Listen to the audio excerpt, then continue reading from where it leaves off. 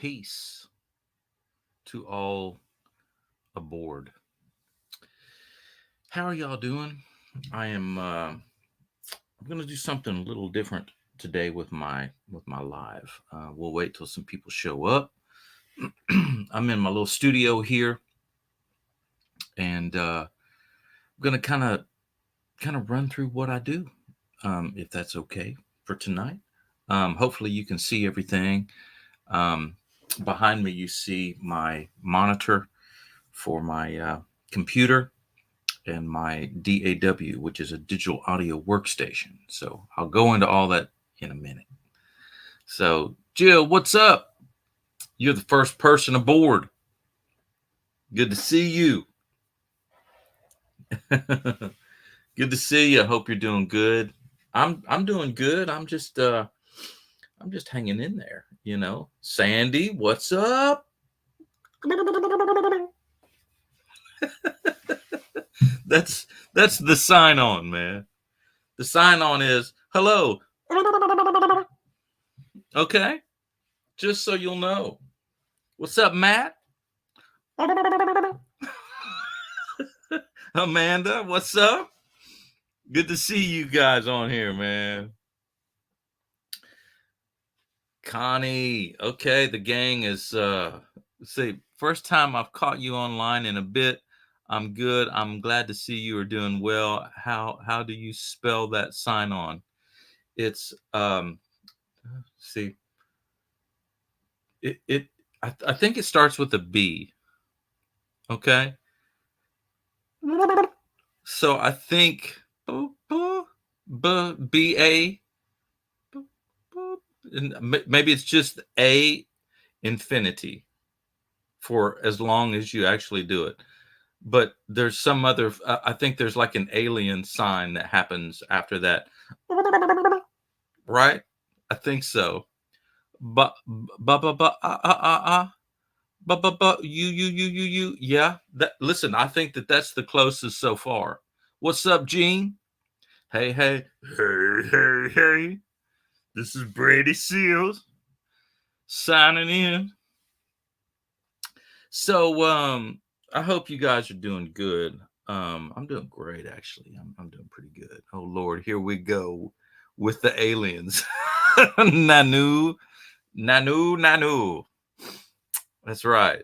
Good. All right. So um I got some of you guys in here, and I thought that you would kind of dig seeing kind of what I do a little bit whenever I record something. Now, what you see behind me is, and I explained this a little bit earlier, but I'll explain again. It's just a monitor for my computer, right? And my computer, in front of my computer, is what's called a DAW, a digital audio workstation. And that's where you plug the instruments into and stuff like that, like a keyboard or a guitar, or what have you. And then it gets into the computer, converts it to a digital wave file, and off we go. All right. So what you see in here looks like a real audio mixer, like a analog mixer, like you've seen in studios, right? All this is a digital form of it. That's all it is, right? So when you see it, all of these channels here, right? All the different channels, every single one is a different instrument or a different audio path, right? So, like from down here, it says drums, Rhodes, which is type of keyboard, um, organ, lead guitar, electric guitar, tambourine, shaker, cowbell, background vocals, harmonies, all that kind of stuff, right? It's all broken down. So, so basically, let me see. So basically, what happens is, um, whenever you record something, I'll switch to what's called the edit window over here. This here is, let me expand this a little bit here for you. So each channel has its own audio, right? So you'll see like a wave file, and like you can zoom it in, like let's just say like the roads here for a second, right? So we're just going to concentrate on that dude for a second. So if I zoom it in, I can zoom in or zoom out. I'm zooming out now, but I can zoom into it, right? And I can get really, really, really detailed in what that wave file is. Okay, so each channel is that. All right. So I don't want to get too complicated on you, but so basically, when you see these type of things up here, like the little dots compared to like the wave files, the little dots are actually MIDI. That's a MIDI file. MIDI file. It's very difficult to kind of it's more about beats than it is about a melody, right? So when you see like dun, dun, dun, dun, dun, dun, right? So it's what's called a grid mode. Like all the lines that you see this way is the grid. People in the music industry call it the grid mode, right? And that basically, once you create a tempo, the grid, let's say it's a 4/4 tempo, the grid will be 1, 2, 3, 4, 1, 2, 3, 4, right? So if it's a 6/8, it'd be 1, 2, 3, 4, 5, 6, 1, 2, 3, 4, 5, 6, right? So that's how the grid is laid out. In this case, it's 4/4 time signature. So basically, what happens is I can create a drum program, right? Let me see if I've got that in here. I don't know if I've got it in here or not. Okay, EZdrummer. Okay, well, yeah. At least you can kind of see what it is. Here's the program that I use. Like if I'm just kind of creating a drum pattern or something like that, as you can see, it looks just like a drum kit, right? So if you hit it, let's see, right, and I'm just pressing the mouse, right?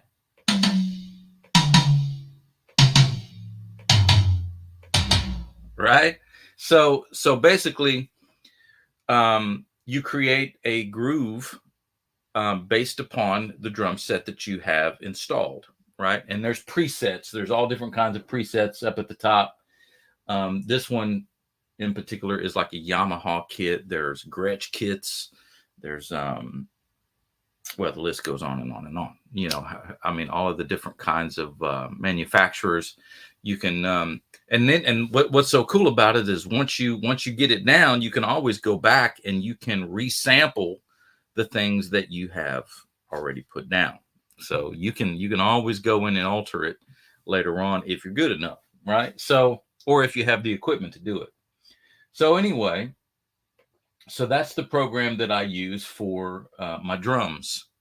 Now I also have another one. I don't know if I've used it on this one or not. Let me see. Yeah.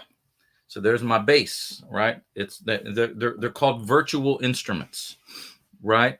So it says, Jill, do you play drums? I don't think I've ever seen you play them. Sorry to interfere. Well, yeah, you know what? Actually, Jill, yes, I do. I do play drums. I'm not really good at it, but I can hold a groove. And little tidbit for you. The first time that I was ever on TV, I was actually playing drums, right? I was playing drums. It was a little local station up in Hamilton, Ohio.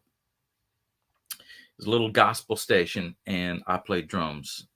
So yeah, I love drums.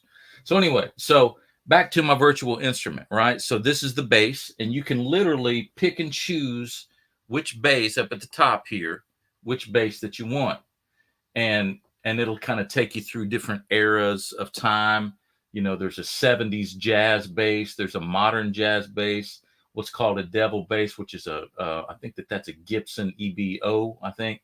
Bassman, Rickenbacker bass, some of the more like heavy metal kind of basses that you want, viola, or violin bass, kind of like what Paul McCartney plays, thunder bass, a lot of different models that I can choose from. So whatever kind of vibe that you're going for, once you create the melody that you want on the bass, you can always just change it, right? So that's what happens. But what happens is when you do that, I can actually play the bass on my keyboard.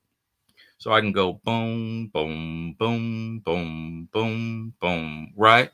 So I can play that, and it creates what's called a MIDI track. This one right here is actually the bass, right? So that's where I'll literally go in and play all of the bass parts myself with the left hand of my piano, right? So I can kind of do all of that. So all of the drums that you hear here are a combination of the presets in EZdrummer. It's called EZdrummer, which is a particular software program that I use. The step up from that's what's called Superior Drummer. So anyway, so I use EZdrummer to just kind of lay down a groove, and then I'll go back in, and then I will change, like if the kick pattern needs to be like originally, let's say the preset is boom, ka, boom, ka, boom, ka, right? Maybe I want to boom, boom, ka, boom, boom, ka, boom, boom, ka. I can go in and I can change those little dots to go doom, doom, right? Instead of doom, right? So it's really easy once you know what you're doing. Okay. So I create my drum track. I got a little Rhodes part, which I always play my own stuff. I don't really use any kind of pre-played tracks for instruments. These days they have loops, and they have tracks to where, like, a keyboard, like you can get it to where it'll just play chords for you, like dum dum dum, right? You can literally just drop in that, and you don't even have to play it. I don't ever do that. I like to play it. I've gotten used to doing that all through the years, so I play my own stuff. So I've got an organ track. Now, the lead stuff, like lead guitar and all of that kind of stuff, I usually hire that out. Usually, let me see, on this. Actually, on this one, I played. I don't normally do that because I'm not like a lead player most of the time. I kind of hacked my way through this one just to kind of get the idea down, and then once I got it down, I was like, it's not too bad. I'll keep it. So, but most of the time, I'll probably send it to Ziggy, my guitar player, or some other person that might have a particular kind of, like I have a particular thing in mind. I'll send it to Gordon Kennedy sometimes and let him. I'll literally just send the whole session to him. He puts on the guitar, sends it back to me. I just drop it into my session, and then bam, away we go. Right. So let me stop there for a second. So at concert of Dylan Snyder and Ashley Cook. So I may have to watch your YouTube. Okay, we'll see you, Connie. So very cool. My daughter has a neighbor that has a recording studio downstairs. He is awesome drummer that has played for bands. They live in Elizabethtown. Cool. So yeah, and what's so cool? It's cool and it's not cool. Home studios have gotten so much more like easy to deal with. Now I've been working with Pro Tools since the late 90s. There are other programs these days, kind of like GarageBand, which is like an easy form of Pro Tools. Ableton, Logic. There's all different kinds, right? So, but I use Pro Tools. That's what you're seeing right here, right? Okay, so going back over here just for a second. So this is a song that's called "Rocked a Little Too Hard" in Little Rock. Now it's never been released. Um, I may decide to finish this thing and release it someday. You know, have it engineered and mixed and the whole thing or whatever. Right now, it's just an idea.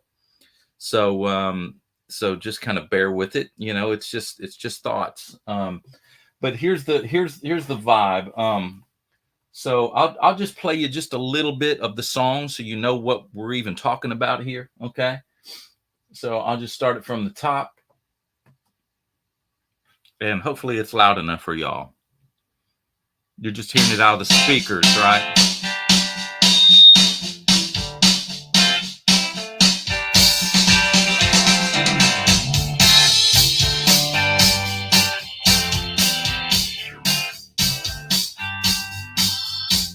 We sure made a mark in Arkansas.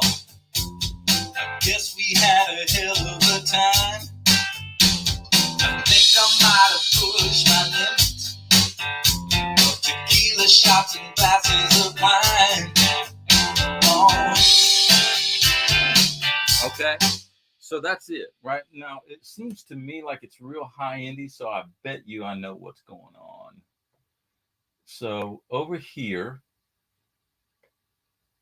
yep, that's exactly what it is. These guys right here are a very interesting purchase for me. Um, they're made by Stephen Slate, and it's called the VSX.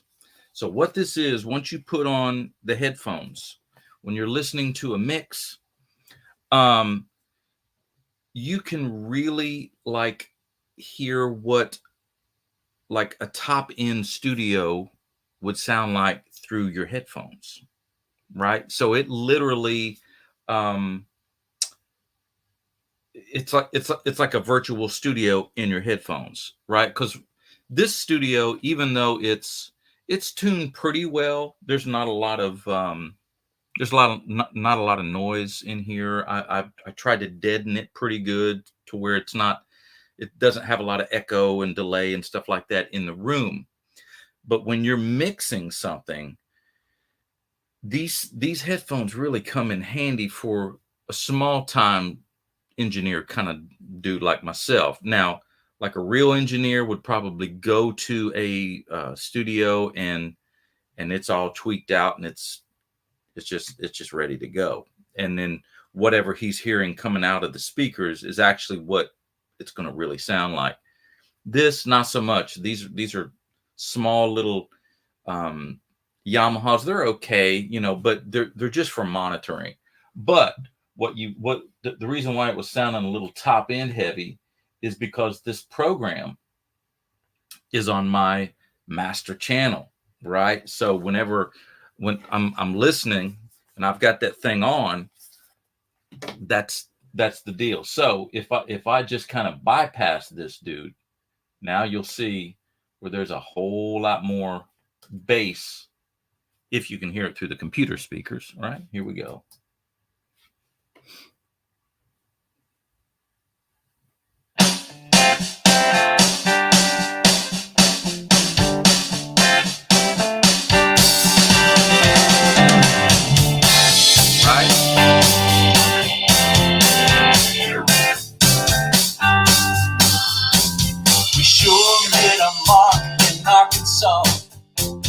I guess we had a hell of a time. I think I might have pushed my limits. Tequila shots and glasses of wine. Oh. Okay, so as you can tell, it does change the overall EQ just simply with that little plug-in. So I went ahead and disengage that dude. So let me go back over here and kind of explain a couple of other things for you. So when you start looking at some of these channels individually, you kind of see how it goes, right? So basically the drums is more of a MIDI kind of vibe, right? It's more little dots, right? Because it's beats. the Rhodes, you see like real wavelengths, right? Tones basically coming out of there. The uh, the other one here, I think that one is I think that is the bass, right? So you see a little bit more of a melody kind of stuff, but it's still a little bit more staccato because of the bass kind of boom, boom, boom, right? Instead of a boom, boom, right? So anyway, now I'll get down here to the vocals. The vocals are always a cool part of all of it. So I'm just going to kind of like zoom in here a little bit of, let's say, the lead vocal, right? Now you see how this kind of looks, right? Right. So I'm just going to kind of um, solo this here to where you can kind of see what's happening. We sure made a mark in Arkansas. I guess we had a hell of a time. I think I might have pushed my limit Right here. of tequila shots and glasses of wine. Oh. Okay. So on that, all I have up here on that channel, I can always process it. Okay. I can put EQ on there. I can add delay on there. I can add compression, all of these kinds of things, right? On that one particular channel.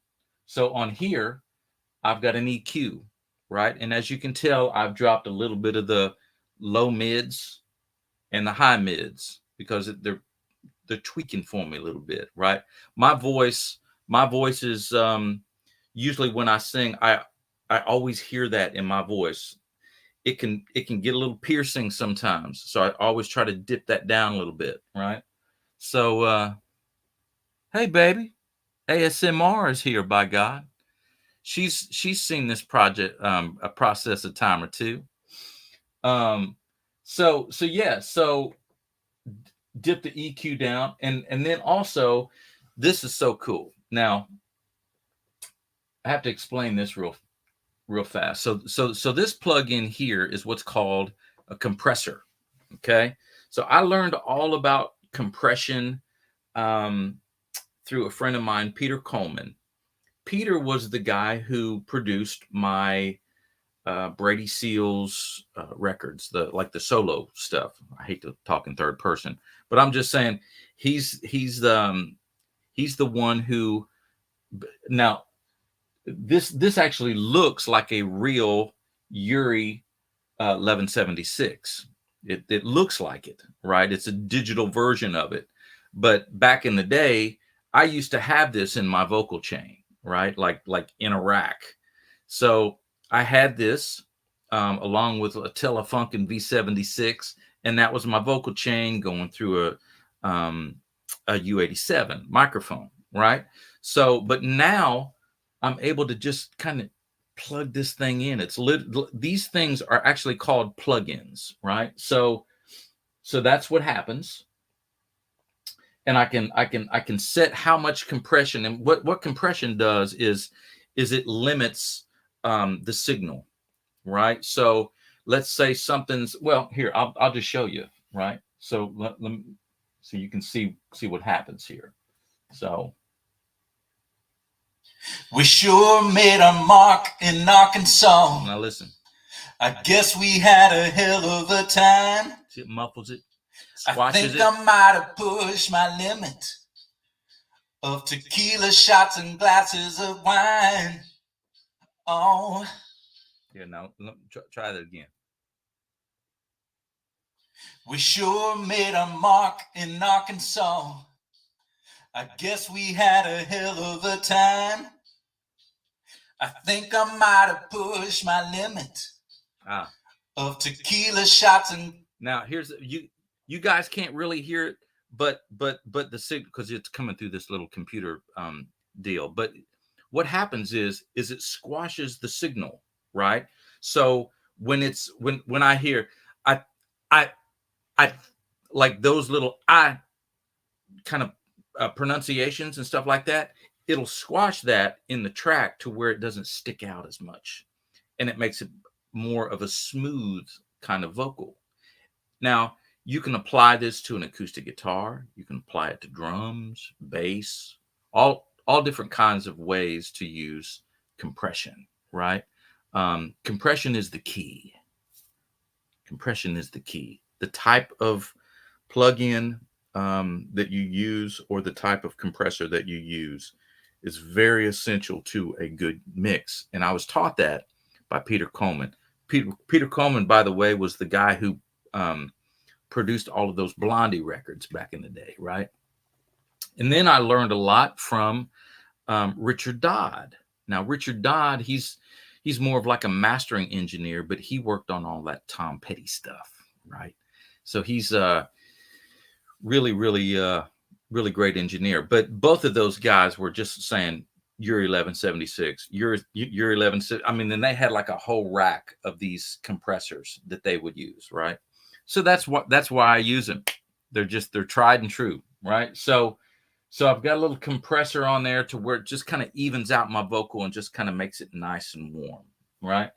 And then you can also have, let's see, it's called the Kramer Master Tape. Now, as you can see, it kind of looks like some of those old, see like the tape machine, the old tape machine. Back in the day, I actually used these making the Little Texas records when we were down in where in the heck were we? Were we in Muscle Shoals, Memphis? Where were we? Muscle Shoals, I think. But anyway, it was funny because I think that it was Muscle Shoals, and the reason why I remember that is because Billy Gibbons was there from ZZ Top. He was in the other room. He had come over and hung out with us. But anyway, so this thing is giving us that little echoey kind of thing, right? And you can set how much echo or feedback that you want, right? So if you want a little bit of slap back, it's a natural slap back. Now you can add delay from a digital processor, but I like it a little bit more natural and a little bit more warm. And for people out there that doesn't really understand the difference between digital and analog, the only way that I can tell you, the only way that I can just explain it to you in a simple way is digital. Oh, sorry. Analog is more warm. That's it, right? It's just a warmer sound. It has more noise, but it has a warmer sound. That's where I need to stop there. So because it gets pretty complicated. So anyway, so that's what I've got on my vocal channel. This little guy up here, Auto-Tune. Yes. So now, but as you'll notice, it's bypassed. So here's the deal, though. Sometimes Auto-Tune really does come in handy. Okay, it comes in handy when it's quick. Let's say you got let's say you're on the time clock, right? And you got a singer. Let's say Lua comes in, right? And she's going, or Denny, because Denny's been in here helping me with certain things. So let's say Denny comes in and she sings, a part, but she's got to be out of here in 15 minutes. And it's like, baby, I don't know. I've got only 15 minutes. I get it. Don't worry. Let's make it happen. She sings it, makes it happen. She goes away, and I can always just kind of tweak. If it's just a little bit pitchy, I can always just tweak it a little bit. I never, ever, ever use it like, let's say, like Cher, do you believe in love? All that kind of stuff. I don't ever really use it like that. I always try to make any kind of tuning sound natural. I never want to hear it. I never want to hear it. It makes me mad. Right? So did Eddie Van Halen believe in compression when he was recording his solos? You know, I don't know. That's a good question, Jim. I don't know if Eddie used compression or not. I don't know. I mean, it seems like he would, you know. And sometimes guitar players, they will use a compressor on their pedal board, it on the front end, you know. I don't know why, but they do. I mean, because we can always add it later. But sometimes that compression actually affects how they play and what they would play. So I would say that he has used that on solos and stuff. I just don't know. I can't say for sure. All right. So anyway, so let me see here. So let me kind of take you through the process of background vocals just for a second. This is always fun. So as you can see, background vocal, like all of these here, background vocals, background vocals, background vocals, all of these are doubled, right? I'll sing a part like this right here. Let me see if I've got it. Okay. Yeah. All right. When the blue lights arrived, some things you can forget, some things you cannot. Okay, so let me show you what I'm doing right there. So I'm just soloing. When the blue lights arrived, some things you can forget. I'm gonna take my lead vocal out so you can hear what I'm doing. Some things you can forget, some things you cannot. Okay, so some things you can forget, some things you cannot. Right, that's the lower part, and then there's the higher part, which is this one. Some things you can forget, some things you cannot. Right, so that's the top part. Then I got the low part, and what I do is I just double the track. I sing it once, get it good, sing it again, boom. Right, so and then I add on all the other stuff, right? Like, and now rocked a little too hard and little rock. You see, we rocked around the clock. Right, so rocked a little too hard and little rock, which is the top part. See, we rocked around the clock. Right, so all of that kind of stuff is happening up there, right? And I just double it, man. You know, and in the end, the chorus with me sounds something like this. And I rocked a little too hard and little rock. They say we rocked around the clock. Rocked a little too hard and little rock. I don't remember a lot. Right, so basically that's the vibe, right? You just double it until it gets sounding right, and it's feeling right, you know. So I always love the vocal process. I always have. I think that was what was so fun about the Little Texas band as well, and even Hot Apple Pie too, is that we would stack those vocals, man, and we would try to make them as big and fluffy as they possibly could be, like you just, you know, skating on them, right? And so yeah, I mean, the vocals for me is a lot of it. It really is, you know. So I'll play you what it sounds like in the track now, so you can hear what's happening.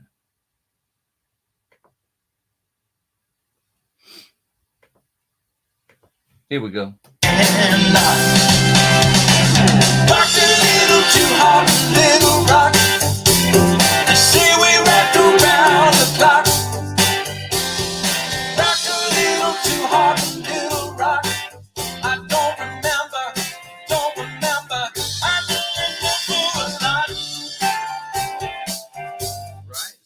that's the vibe. So and then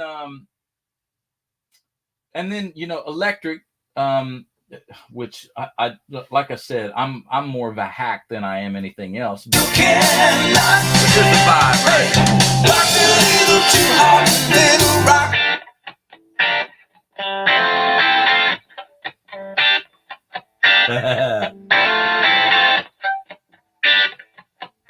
That's me.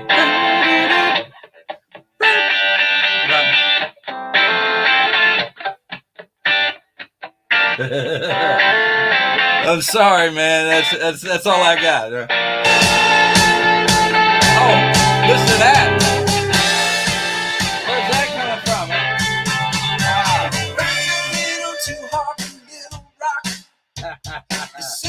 I'm sorry, man. Okay, so here's the vibe of this real fast. Let me see if I can get back to where I'm supposed to be. Oh man, it's supposed to be playlist. Is that what it is? There it is. Right, so that's on the other side. Here's on this side.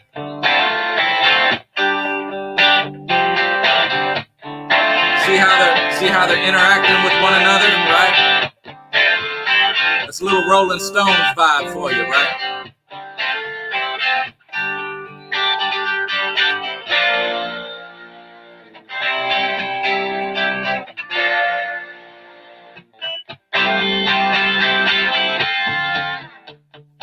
Right? So that's the vibe, you know. So let me just play you just a little bit of this, and then you guys can ask me some questions, you know. I'll play the end for you. I don't remember. Rock a little too hard, a little rock. They say we rock around the clock. Rock a little too hard, a little rock. I don't remember. I don't remember a lot. No. Don't remember a lot. That's sealed.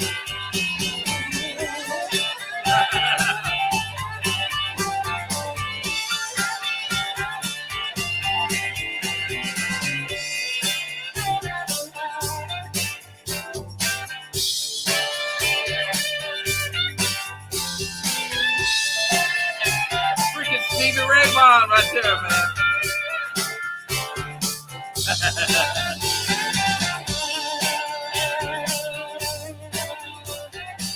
And then that's where you fade it, man. You got to fade that stuff out, man. Too much of that'll just blow your mind. But anyway, so sorry, man. I listen. I just get a kick out of me playing, because I don't play lead very much, man. I'm you know, I'm not so bad when I'm in here by myself, but when I try to do that live, I just completely blow it, man. I completely choke. I always have. I don't know what it is. I don't know what it is, man. My fingers will not do the talking, man. Whenever I'm playing live in here, man, I'll pull something out, and if I can play it 1,400 times, I'll be able to get it. But live, I'll leave that up to my guitar player. So anyway, so did you guys dig it? Did you understand some of the stuff that I was talking about here? You know, because what happens is, so once I get done with this thing, I just drag my little thingamajig here, boom, and then I drag it across all of that stuff. I go up here and I say bounce mix, boom, right? And I can bounce it as a WAV file or as an MP3 file, right? So so I can bounce it any way I want to. Higher res is WAV files, right? So I usually bounce it as a WAV file, and then I convert it later if need be. So so that's it, you know. And then once I do that, man, freaking, I'm ready to go. Now, I did not explain the whole mixing process. That's a whole other um, ball of wax, man. It really is. Just mixing in itself, getting the tones correct, the frequencies. Pronunciations, you have to de-s sometimes, de-s certain things, because s's will really pop when you compress them a lot. um all that kind of stuff. It's a whole art in itself, is to engineering. It's a whole other thing. That's why, again, it's kind of like guitar playing. I can do it if I have to, but I'd rather just send it out. I mean, for me, I really enjoy the process of writing the song and getting it to this phase, and then I hand it over, right? Hand it over to more comparable uh, people. So, all right. So let me read some of y'all's thing. My ex did demos for Sam Hogan. I got to watch them do all that. Nice, nice. Uh, Great to meet you too, Walter. Absolutely. So loved it and so enthralled now. Nice. Yes. Look, I've found the whole process fascinating too for all of this time. Hope you love the hat my husband Walter and I gave you. Yes, I did. The Kentucky hat. Thank you, Jennifer. I appreciate it. And I'm so glad that you love the book. So let me explain this real fast to you as well. Um, before I think, speaking of the book, I mentioned this in the book, and I have to mention it now when it comes to Pro Tools and the way that I work now compared to the way I used to work. I used to work in an analog kind of way, right? Back in the day, I would, whenever I was doing home production, I would use what was called ADATs. And they were these big old thick tapes that, you would put into the recording machine, and they had little tracks on there that is like an 8-track kind of deal. This I can do as many tracks as I want to, basically. But anyway, it only had 8 tracks. And that's how I used to work. Now, I had 3 of those, right? So I had, what was that, 16, 17, 18, 19, 24 tracks, right? So that's what I used to have in my little home studio back in Bellevue when I was making pre-production kind of stuff for, like, let's say Amy's Back in Austin. She's Cool. I remember doing all of the stuff on She's Cool, singing all the parts and everything, right? Cut off jeans, all of that kind of stuff was cut on ADATs back in the day. Now, back in 1990, what was it, 96 maybe, I went out to LA, San Francisco, drove up Highway 101 to Sea Ranch, California, to where Andy Sturmer lives. Andy Sturmer is the drummer for Jellyfish. And he was the one who taught me Pro Tools. He taught me everything that I know, and it completely changed the way that I work. It's been so fun, so to use lack of a better word, fascinating. It's been fascinating for me too, Beth. So I did have to mention Andy on that, because if it weren't for him, I wouldn't be working the way that I do. So, makes it sound like 2 or 3 singing. Yes, it does. And here's the other thing. If Denny's still in here, I don't know if she is or not, but on this new record that I've got coming out, the Greatest Hits project, I did a live version of Hillbillies Love It in the Hay, right? Now, it was recorded in Hopewell, Virginia. Just like this, by the way. Now, when we play live, we use this system called a Behringer X32, right? And it's our in-ear monitor rig. So when we play, we're hearing everything that's happening all of my keyboards, guitars, all this stuff is going into my ears before it ever even comes out front. But anyway, so Keith Horn, the bass player for Hot Apple Pie, sat in with us, and we recorded it that night, right? And it was so cool to get Keith up there, man. Just that bass was just banging, right? He sang with us and everything. So we played the show. We recorded it on the Behringer system, bounced all the tracks, sent it to me. I brought them all into Pro Tools. Did exactly what I'm telling you right now. You know, you can see the bass up here, the drums, the snare, the kick, the hi-hat, and everything. Everything was separated, right? So what I went in and did at the very end, because we were playing a little theater, right? And as you guys know, at the very end, when I say, hey, everybody wants to sing out there with me, and I say, hey, hillbilly, right? There wasn't much hey hillbillying going on, right? Just nobody was really saying much. And I was like, oh man, dadgummit, man, what are we gonna do? So what I did is, me and Denny, one day, we got in here in the studio, put the microphone up, and we sang it, by God, and we sang it over and over and over and over again. We probably sang it 10 times. So by the time it was all done, it sounds like a crowd full of people. And Jill wants to hear the donkey sound. Jill, how bad do you want to hear the donkey sound? That's what I want to know. How bad, Jill? So listen, it's so funny. I've told you the whole donkey story, right? Really, really, she said really, really bad. Oh, right. So that's it.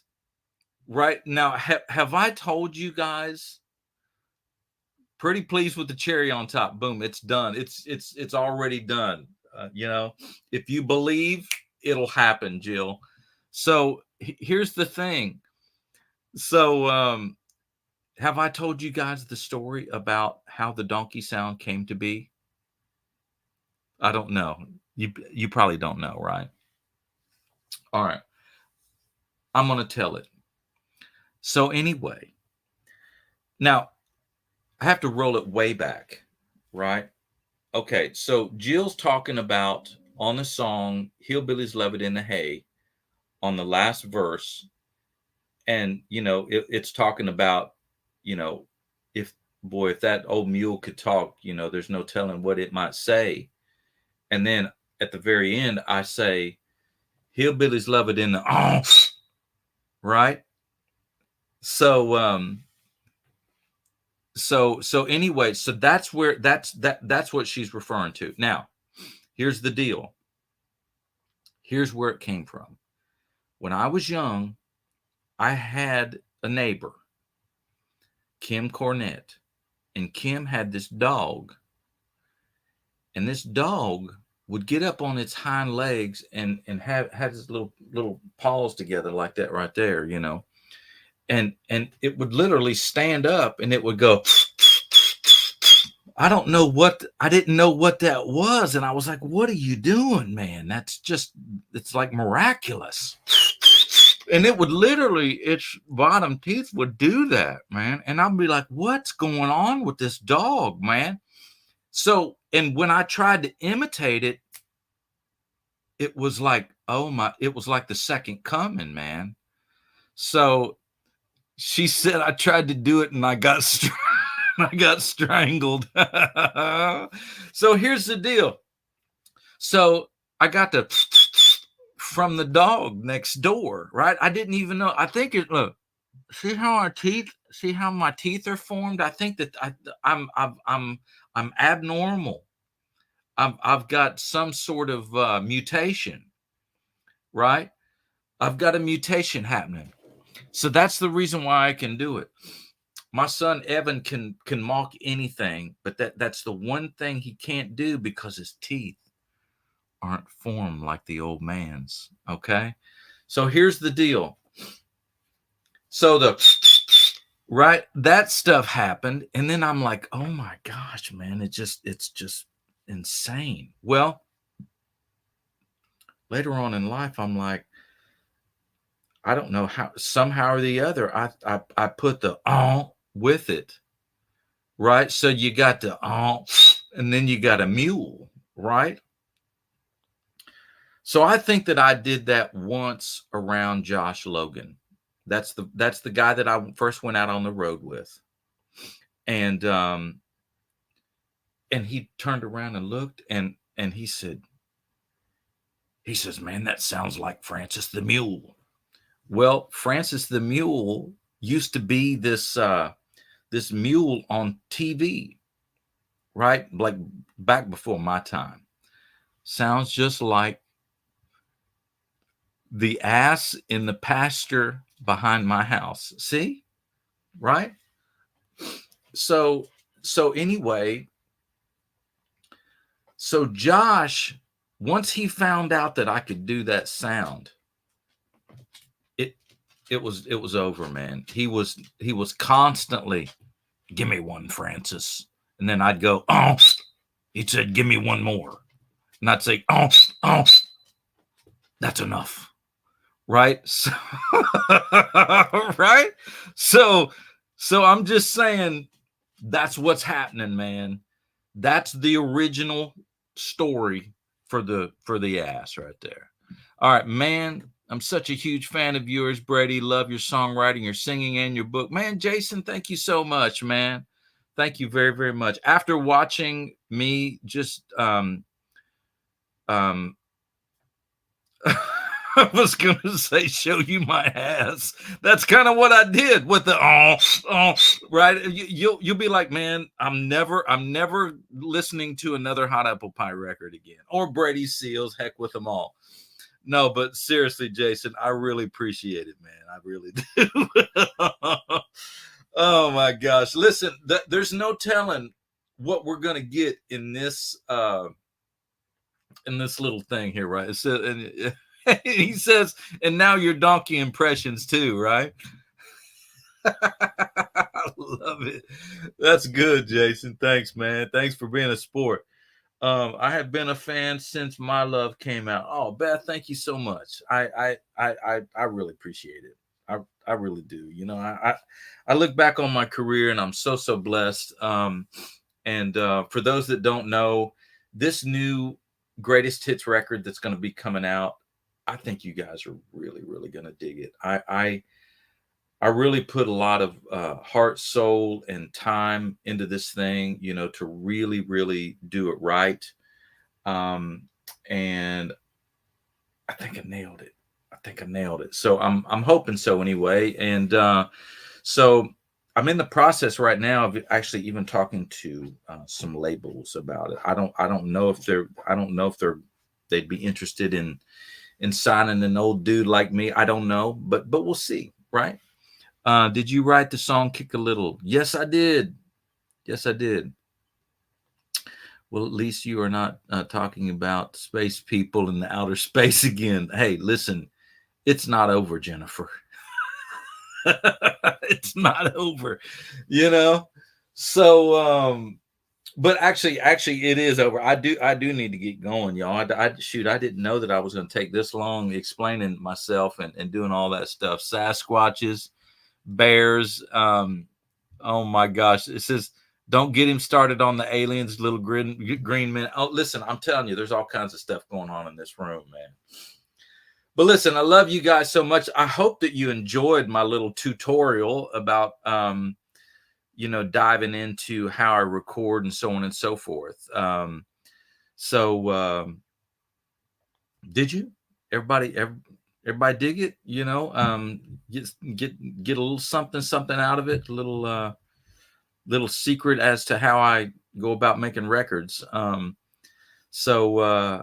but yeah, so be on the lookout for all of my tour dates coming up. I've got a bunch of stuff starting to pile up for next year as well. A lot of Seals and Crofts 2 shows next year as well. So I'll see you on your birthday again too, Jill. Absolutely. All right, y'all. I love you guys, and you guys have a wonderful, wonderful day, and I'll see you the next time. All right, y'all take care now. See ya.